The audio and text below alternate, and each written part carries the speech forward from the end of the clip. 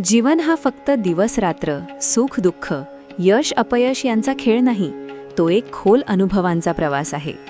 या प्रवासात प्रत्येक माणूस काही शिकतो, काही गमावतो आणि काही गोष्टी आयुष्यभरासाठी मनात साठवून ठेवतो.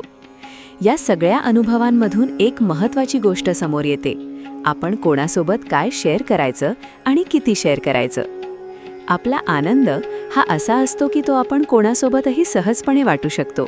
जेव्हा आपण आनंदी असतो तेव्हा आपल्याला सगळ्यांनाच त्यात सहभागी करून घ्यावंसं वाटतं, कारण आनंद वाटला की तो वाढतो हे आपण अनेकदा अनुभवलं आहे.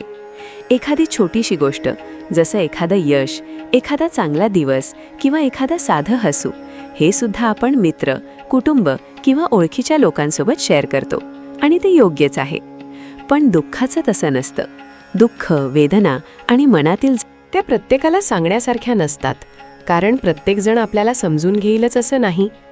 काही लोक फक्त ऐकतात पण मनापासून समजून घेत नाहीत. काही जण तुमच्या वेदनेला हलकं समजतात, तर काही जण त्या वेदनेचा वापर तुमच्या विरुद्ध करतात.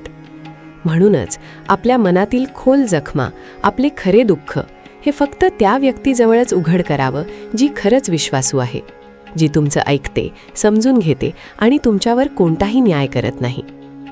आजच्या काळात नात्यांचं स्वरूप खूप बदललं आहे. आधी नात्यांमध्ये भावना, जिव्हाळा आणि निस्वार्थपणा असायचा, पण आता अनेक नात्यांमध्ये स्वार्थ मिसळलेला दिसतो. लोक अनेकदा तुमच्याशी जवळीक ठेवतात, पण त्यामागे काहीतरी अपेक्षा असते. जितका स्वार्थ जास्त तितकंच प्रेम दाखवलं जातं, असे एक विचित्र वास्तव आज आपण पाहतो आहोत.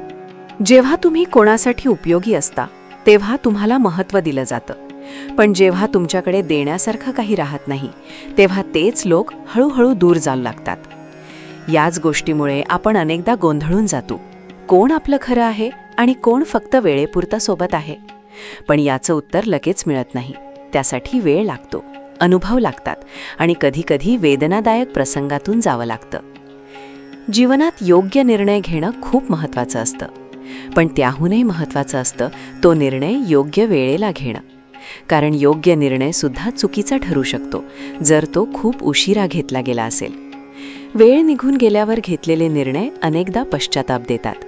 म्हणूनच आयुष्यात वेळेची किंमत ओळखणं खूप गरजेचं आहे. उदासी हा जीवनाचा एक अविभाज्य भाग आहे. प्रत्येकाच्या आयुष्यात असा काळ येतो जेव्हा सगळं ठीक असूनही मनात एक रिकामेपण जाणवतं. ही उदासी आपल्याला खूप काही शिकवते. विशेषतः ती आपल्याला दुसऱ्यांच्या भावनांची किंमत समजावते. जेव्हा आपण स्वतः दुर्लक्षित होतो तेव्हा आपल्याला कळतं की एखाद्याला इग्नोर करणं किती वेदनादायक असू शकतं.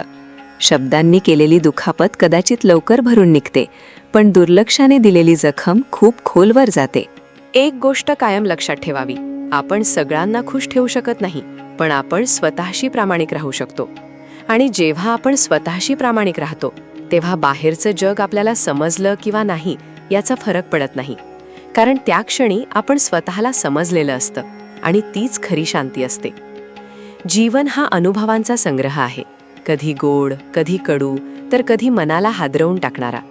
या प्रवासात आपण अनेक प्रकारच्या लोकांना भेटतो. काही आपल्याला समजून घेतात, साथ देतात, तर काही असेही असतात जे आपल्याला फसवतात, दुखावतात आणि शेवटी आपल्या आयुष्यातून निघून जातात. पण या सगळ्या अनुभवांमधूनच आपण शिकतो, मजबूत होतो आणि स्वतःची खरी ओळख शोधतो. धोकेबाज लोकांची एक खासियत असते: ते आधी तुमचा विश्वास जिंकतात, तुमच्या जवळ येतात आणि मग योग्य वेळ साधून तुम्हाला धोका देतात. पण त्याहूनही वेदनादायक गोष्ट म्हणजे धोका दिल्यानंतर ते स्वतःला बरोबर ठरवण्याचा प्रयत्न करतात. ते त्यांच्या मजबुरींचा, परिस्थितीचा किंवा इतर कारणांचा पाढा वाचतात, जणू काही त्यांनी केलेलं चूक नव्हतंच. अशा लोकांपासून सावध राहणं खूप गरजेचं आहे, कारण ते फक्त तुमचा वेळ आणि भावना वाया घालवतात आणि शेवटी तुम्हालाच दोष देतात. जीवनात कधीकधी आपल्याला दुसरी संधी मिळते. ही संधी खूप मौल्यवान असते, कारण ती आपल्याला आपली चूक सुधारण्याची संधी देते. पण अनेकदा आपण तीच चूक पुन्हा करतो, कदाचित भावनांमुळे, कदाचित सवयीमुळे किंवा कदाचित आशेने. पण हे लक्षात ठेवणं खूप महत्त्वाचं आहे की दुसरी संधी ही जुन्या चुका पुन्हा करण्यासाठी नसते, तर त्या चुका टाळण्यासाठी असते. जर आपण त्या संधीचा योग्य उपयोग केला नाही तर आपण पुन्हा त्याच वेदनेत अडकतो. जेव्हा माणसाची वेळ बदलते म्हणजेच तो प्रगती करतो, यशस्वी होतो किंवा स्वतःला सुधारतो तेव्हा सगळेच आनंदी होतात असं नाही. आश्चर्याची गोष्ट म्हणजे अनेकदा परक्यांपेक्षा आपलेच लोक जास्त जळतात. हे ऐकायला कठीण आहे, पण हे वास्तव आहे. कारण काही लोकांना तुमचं यश पचत नाही. त्यांना तुमची प्रगती पाहून आनंद वाटत नाही, उलट त्यांना अस्वस्थ वाटतं. त्यामुळे अशा वेळी कोण तुमच्यासाठी खरंच आनंदी आहे आणि कोण फक्त दिखावावता आहे हे ओळखणं खूप गरजेचं आहे. रात्रीच्या शांततेत, विशेषतः 12 वाजेनंतर, जेव्हा सगळं जग झोपलेलं असतं तेव्हा आपलं मन मात्र जागं असतं. त्यावेळेला आपण विचार करायला लागतो. भूतकाळातील घटना, लोक, आठवणी. आणि आश्चर्य म्हणजे नेमके तेच लोक आठवतात ज्यांनी आपल्याला सर्वात जास्त दुखावलं असतं. ज्यांनी आपल्या आयुष्याचे 12 वाजवलेले असतात तेच आपल्या मनात पुन्हा पुन्हा येतात. हे कदाचित आपल्या मनाचं वैशिष्ट्य आहे. ते जास्त वेदनादायक गोष्टींना जास्त वेळ लक्षात ठेवतं. पण या सगळ्या अनुभवांमध्ये एक सकारात्मक गोष्टही आहे. जर तुमची नियत साफ असेल, म्हणजेच तुमचे हेतू प्रामाणिक असतील, तर जरी तुम्ही चुकीच्या मार्गावर चालत असाल तरी शेवटी तुम्ही योग्य ठिकाणी पोहोचता. कारण तुमचा हेतू चांगला असतो. जीवन कधीकधी आपल्याला वळणं देतं, चुकीचे रस्ते दाखवतं. पण जर तुमचं मन स्वच्छ असेल तर ते तुम्हाला योग्य दिशेने नेण्याचा प्रयत्न करतं. नात्यांबद्दल बोलायचं झालं तर जोडीदार हा शब्द खूप महत्त्वाचा आहे. अनेक लोक विचारतात की आदर्श जोडीदार कसा असावा? त्याचं उत्तर खूप सोपं आहे. जोडीदार असा असावा जो एकदा तुमचा हात धरतो तो कधीच सोडत नाही. जीवनात कितीही अडचणी आल्या, कितीही लोकांनी विरोध केला, तरी त्याचा तुमच्यावरचा विश्वास कायम राहायला हवा. कारण नातं फक्त प्रेमावर टिकत नाही, ते विश्वास, समजूतदारपणा आणि साथ यावर टिकतं. आजच्या काळात अनेक नात्यांमध्ये स्वार्थ दिसतो. लोक एकमेकांना भेटतात, बोलतात, जवळ येतात, पण त्यामागे काहीतरी अपेक्षा असते. अशा नात्यांना खरा अर्थ नसतो. स्वार्थापोटी तयार झालेलं नातं कधीच टिकाऊ नसतं. कारण जिथे स्वार्थ संपतो तिथे नातंही संपतं. त्यामुळे अशा लोकांपासून दूर राहणं आणि खऱ्या, निस्वार्थ नात्यांना जपणं खूप गरजेचं आहे. या सगळ्या गोष्टींमध्ये एक गोष्ट मात्र सर्वात महत्त्वाची आहे: आत्मसन्मान. तुमच्या भावना कितीही खोल असल्या, कितीही प्रामाणिक असल्या, तरी त्यांच्यापेक्षा तुमचा आत्मसन्मान जास्त महत्त्वाचा आहे. कारण जर तुम्ही स्वतःचा सन्मान गमावला तर बाकी सगळं गमावल्यासारखंच आहे. अनेकदा आपण नातं टिकवण्यासाठी, एखाद्याला खुश ठेवण्यासाठी स्वतःला कमी लेखतो, स्वतःच्या भावना दाबतो. पण हे चुकीचं आहे. आत्मसन्मान म्हणजे स्वतःची किंमत ओळखणं, स्वतःला त्या ठिकाणी ठेवणं जिथे तुमची कदर केली जाते. जर एखादं नातं तुमचा सन्मान करत नसेल, तुम्हाला दुखावत असेल, तर त्या नात्यापासून दूर जाणं हेच योग्य आहे. कारण कोणतंही नातं इतकं महत्त्वाचं नसतं की त्यासाठी तुम्ही स्वतःला हरवून बसाल. जीवन आपल्याला अनेक वेळा तोडतं, पण प्रत्येक वेळी ते आपल्याला काहीतरी शिकवतं. धोके, अपयश, नाती, आठवणी हे सगळं आपल्या आयुष्याचा भाग आहेत. पण या सगळ्यातून आपण काय शिकतो हे महत्त्वाचं आहे. शेवटी एकच गोष्ट लक्षात ठेवा: तुमचं मन स्वच्छ ठेवा, तुमची नियत प्रामाणिक ठेवा आणि तुमचा आत्मसन्मान कधीच गमावू नका. कारण हेच 3 गोष्टी तुम्हाला कोणत्याही परिस्थितीत मजबूत ठेवतील.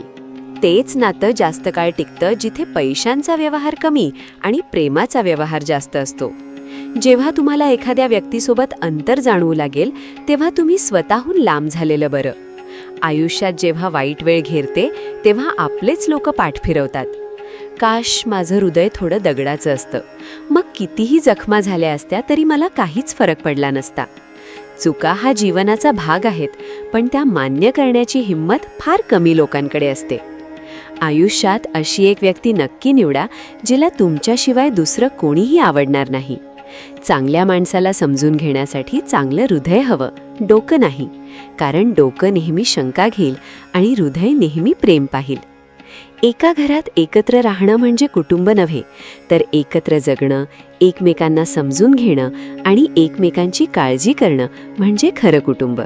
जर कोणी तुमच्यावर रागावलं असेल आणि त्याला गर्व असेल की तुम्ही त्याला मनवून घ्याल, तर त्याचा तो गर्व कधीच मोडू देऊ नका.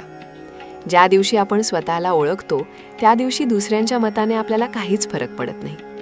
निसर्गाने काय काळ दाखवलाय पहा: जो आजारी पडेल तो एकटा राहील आणि जो एकटा राहील तो आजारी पडणार नाही.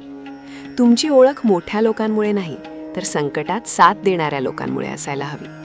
जो माणूस आपल्या मनातील वेदना बोलून दाखवू शकत नाही, त्यालाच सगळ्यात जास्त राग येतो. शांत राहून दिलेलं उत्तर समोरच्याला पूर्णपणे हलवून सोडतं. ज्या माणसाच्या ठायी अहंकार असतो, तो ना चांगला प्रेमी बनू शकतो, ना चांगला मित्र.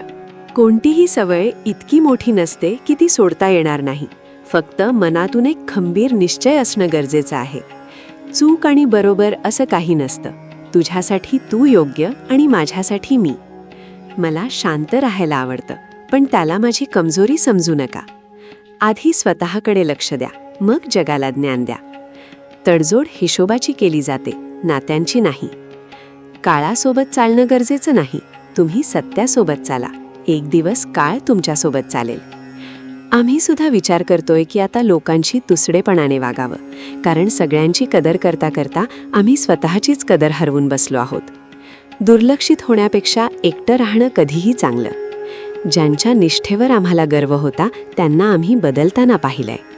परिस्थिती बदलली की लोकांचे अंदाज आणि रंग दोन्ही बदलतात. आजच्या युगात खरं प्रेम हरत चाललंय आणि तेच लोक आनंदी आहेत जे 10 ठिकाणी तोंड मारत आहेत. दिखाऊ प्रेम करण्यात काहीच अर्थ नाही. माझं हृदय तिथेच चुकेल जिथे माझ्या भावनांची कदर होईल.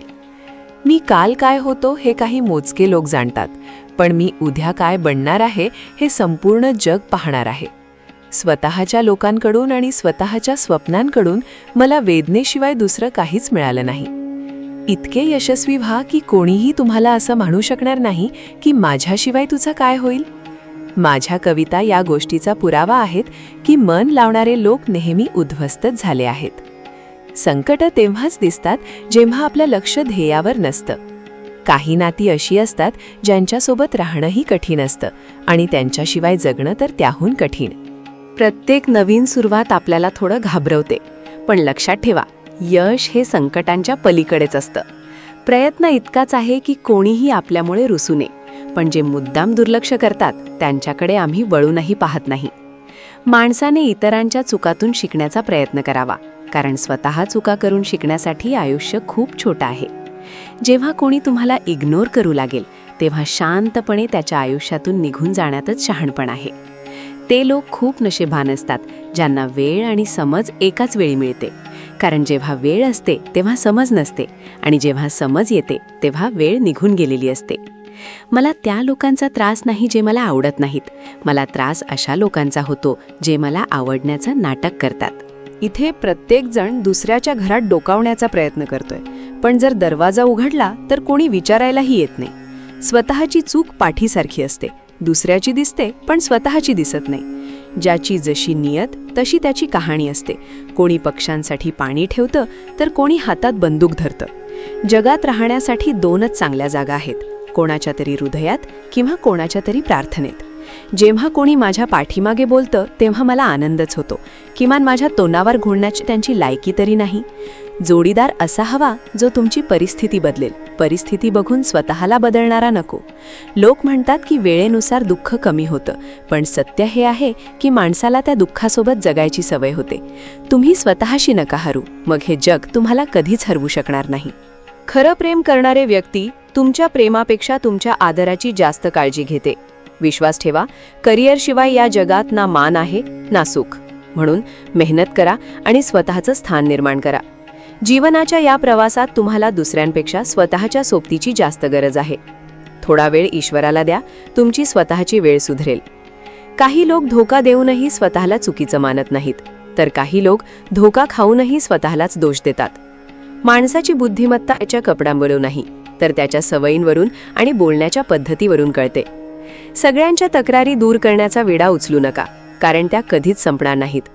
ज्याच्यात चुकीला चूक म्हणायची हिंमत नाही, तो स्वतः सुद्धा चुकीचाच आहे. जर तुम्ही स्वतःची कदर करायला शिकलात तर समजा तुम्ही आयुष्यातील अर्ध्या अडचणी संपवल्या आहेत. तुमची किंमत तुम्ही स्वतः ठरवा. जर जगाला ठरवू दिली तर जग तुम्हाला कवडी मोलाने विकून टाकेल. खऱ्या प्रेमाचा अनुभव सुखात कधीच येत नाही. प्रेम खरं आहे की खोटं हे दुःखाच्या काळातच समजतं. अपयशाला घाबरू नका, कारण जो सर्वस्व हरतो त्याच्याकडे जिंकण्याशिवाय दुसरं काहीच उरत नाही. निराश होऊ नका, तुमचं अस्तित्व छोटं नाही, तुम्ही ते करू शकता जे आजवर कोणी विचारही केला नसेल. जे प्रयत्न करायला घाबरतात त्यांना प्रत्येक समस्या मोठी वाटते. कोणी सांगेल का की एखाद्या व्यक्तीवर किती प्रेम करावं लागतं जेणेकरून ती व्यक्ती दुसऱ्या कोणाची होणार नाही? तुला कधी प्रेम झालंच नव्हतं, ते फक्त एक आकर्षण होतं. नाहीतर खऱ्या प्रेमात क्षणभराचा विरह सुद्धा प्रलयासारखा वाटला असता. एखादी गोष्ट किंवा नातं हरवल्यानंतरच त्याची किंमत समजते. म्हणून वेळ असेपर्यंत कदर करायला शिका. काही अधुरेपणा असा होता जो कधी पूर्ण झालाच नाही, आणि कोणीतरी असं होतं जे माझं असूनही माझं कधी झालंच नाही. जबाबदाऱ्यासुद्धा खूप परीक्षा घेतात. जो त्या निभावतो त्यालाच जास्त त्रास देतात. आयुष्य तर स्वस्थ आहे, पण ते सुधारण्याचे मार्ग महाग आहेत. आपलं आयुष्य तर असंच आहे साहेब. जमीन मिळाली तर ती नापीक, आणि मित्र मिळाले तर ते खंजीर. कर्म हे आकाशाच्या दिशेने फेकलेल्या दगडासारखं असतं, जे फिरून पुन्हा त्याच व्यक्तीवर पडतं ज्याने तो दगड फेकला असतो. मला आशा आहे की हा व्हिडिओ तुम्हाला नक्की आवडला असेल. व्हिडिओ आवडला असेल तर एक लाईक नक्की करा आणि कमेंटमध्ये जय श्रीकृष्ण नक्की लिहा.